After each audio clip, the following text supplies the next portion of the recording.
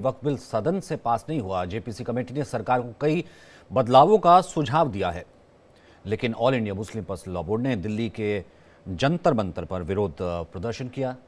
ओवैसी की party AIMIM भी शामिल हुई। ओवैसी खुद जंतर मंतर पर धरने में शामिल हुए। वहीं मुस्लिम पर्सनल लॉ बोर्ड ने चेतावनी देते हुए कहा कि अगर इसे वापस नहीं लिया गया तो बड़ा आंदोलन हो जाएगा। ये कानून वक्फ संपत्तियों के अधिकारों को कमजोर करने और प्रशासनिक ढांचे में सरकार को सीधा दखल देने की कोशिश है।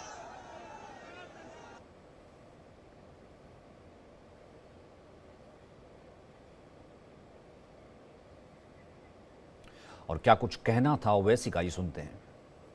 कल कोई भी जाकर कह देगा कि मस्जिद मस्जिद नहीं है और कलेक्टर बोल देगा कि इंक्वायरी, और जब इंक्वायरी कलेक्टर ऑर्डर करेगा इस बिल के कानून के तहत, इस बिल के तहत, तो जब तक कलेक्टर की इंक्वायरी नहीं होगी वक्फ की प्रॉपर्टी नहीं रहेगी।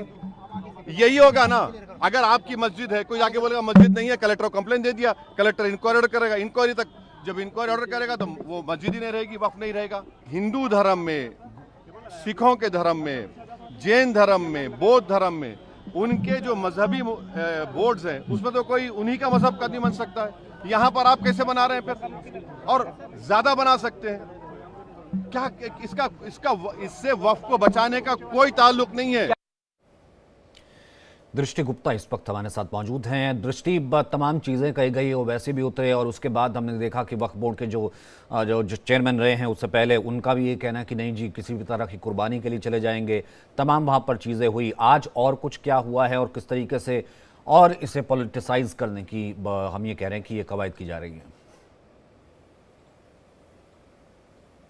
देखिए, वक्फ संशोधन बिल सचिन हमेशा से ही काफ़ी विरोधाभास तरीके का रहा है। जब सदन में इसको लाया गया था, टेबल हुआ था, तब भी इस पे काफ़ी हंगामा हुआ था। विपक्ष हमेशा इस पे हंगामा करता रहा है और आज प्रदीप भंडारी जो बीजेपी के प्रवक्ता, उन्होंने ये तक कह दिया कि मुस्लिम पर्सनल लॉ बोर्ड एक तरीके से कांग्रेस की भी टीम है। वहाँ पर जिस तरीके से सारे मुस्लिम संगठन मौजूद थे, मुस्लिम AIMIM, मुस्लिम पर्सनल लॉ बोर्ड के तहत जितने भी संगठन थे, कई यूनिवर्सिटीज़ के छात्र थे, इसके अलावा दिल्ली NCR के आसपास के जितने भी मुस्लिम संगठन के लोग थे वो सब वहाँ आए हुए थे। उन सबका यही कहना था कि हमें कोई संशोधन नहीं चाहिए, ये हमारे धर्म में खलल है और इसको वापस किया जाए। ये विधेयक नहीं आना चाहिए, संशोधन की कोई गुंजाइश नहीं है। हमारी ये एक तरीके से असंवैधानिक उन्होंने इसको करार दे दिया। वहाँ पर ओवैसी जी भी आए थे, सलमान खुर्शीद जी भी थे और भी कई पार्टियों के लोग मौजूद थे, तो वो भरपूर तरीके से विरोध कर रहे थे। वो कह रहे थे कि महिलाएं ऑलरेडी इसमें पहले से थी, तो एक तरीके से कहा जाए कि जो पुराना संशोधन था उसी में उनको कुछ संशोधन कर देने चाहिए थे इस वक्फ बिल में, लेकिन इसको पूरी तरीके से बदलने के पक्ष में वो लोग नहीं थे और इसके लिए उन्होंने अपनी भरपूर मात्रा में विरोध प्रदर्शन किया। उन्होंने कहा कि अगर यहीं पर ये विवाद नहीं थमा तो हम आगे भी इसको और लेकर के जाएंगे, अपने हकों को लेकर के हम और आगे बढ़ेंगे और इससे भी बड़ा धरना प्रदर्शन करेंगे और दिल्ली में हर जगह करेंगे। तो आज खत्म हो गया आज का धरना प्रदर्शन। अब कैसे जो है इससे जारी रहेगा या फिर कब तक होगा?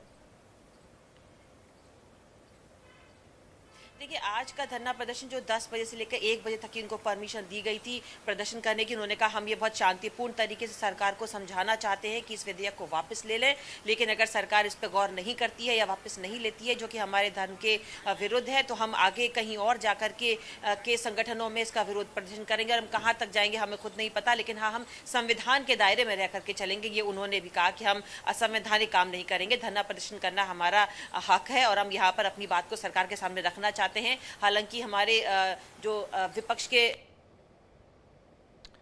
चलिए, बहुत बहुत शुक्रिया दृष्टि फिलहाल इस बातचीत के लिए। तो आज का धरना प्रदर्शन, हालांकि बीच में कुछ हंगामा भी हुआ, वो